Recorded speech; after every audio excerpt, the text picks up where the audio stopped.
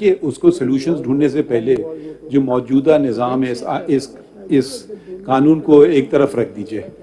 तो इस मौजूदा निज़ाम में कैसे होता है, देखिए साहब इधर भी थोड़ी सी तवज्जो दे दें कभी कभी। नहीं सर, आप प्लीज शर्मिंदा पे शर्मिंदा नहीं तो आप देख कहीं और रहे हैं, तो जरा ये देख लीजिए मौजूदा निज़ाम में अगर ये एक्ट तसव्वुर कर लें कि नहीं है बना, अब 184 की आई थिंग, अब तो वो ब्रांच में लिखेगा नॉट मेंटेनेबल, यही लिखेगा ना, या पुटअप कर देगा कोर्ट में या लिख देगा, फिर उसकी करेंगे चेंबर अपील, ठीक है, फिर जज कह देगा द ऑब्जेक्शंस आर सस्टेन्ड और ओवर रूल्ड।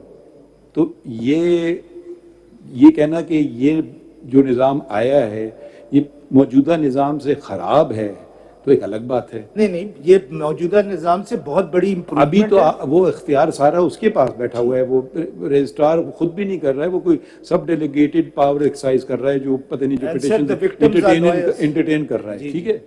और वो बहुत से लोग शायद अपील भी ना करें, वो भी चेंबर अपील है, वो अगेन वही जज अगर चेंबर अपील में उसने सपोज कह दिया, वो कल बेंच में बैठ सकते हैं क्योंकि वो एक और चीज तरह की नजर से देख रहे हैं, अब बेंच में बैठ के दूसरी नजर से देख रहे हैं। Why don't you say yes it is interfering?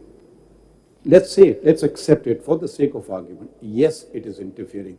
Why don't you say because the Chief Justice you are not doing your job? Why can't you say that? So the very why what's the hesitation in saying that? No, there is no hesitation. Because you are not fixing urgent cases.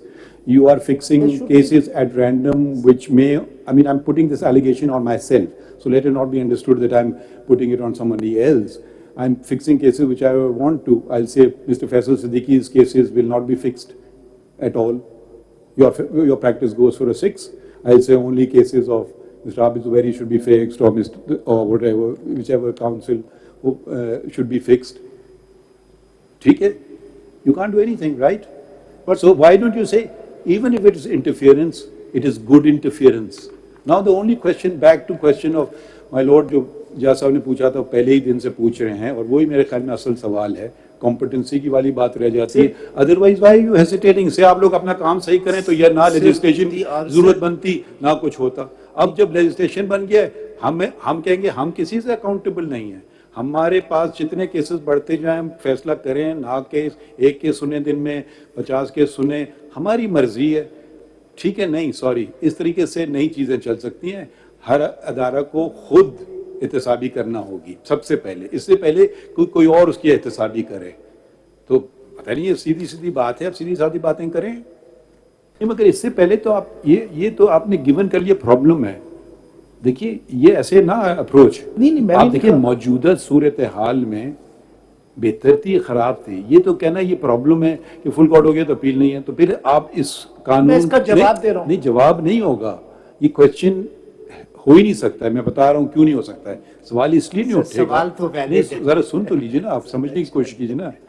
मौजूदा system क्या है, इस कानून को एक तरफ रख दीजिए, आप जरा तवज्जो दीजिए। जी मौजूदा सिस्टम ये कि इस कानून को एक मिनट एक तरफ रख दीजिए जी। अब कौन सी अपील है ही नहीं ना। तो अब आप कह रहे हैं ये कानून जो आया है 99% खामियों और परपोर्टेड खामियों को दूर करने के लिए, वो इस लिहाज से बुरा है क्योंकि वो 1% केसेस जिसमें फुल कोर्ट होगा कोई अपील नहीं है। तो पहले तो फिर अगर आपका ये बात मान ली जाए तो आप फिर तो आप ये कह रहे हैं, आपकी बात में ये इम्प्लाइड है कि ये कानून दुरुस्त है। अब आप 1% के लिए भी अपील प्रोवाइड कर दें तो फिर ये निकलेगा।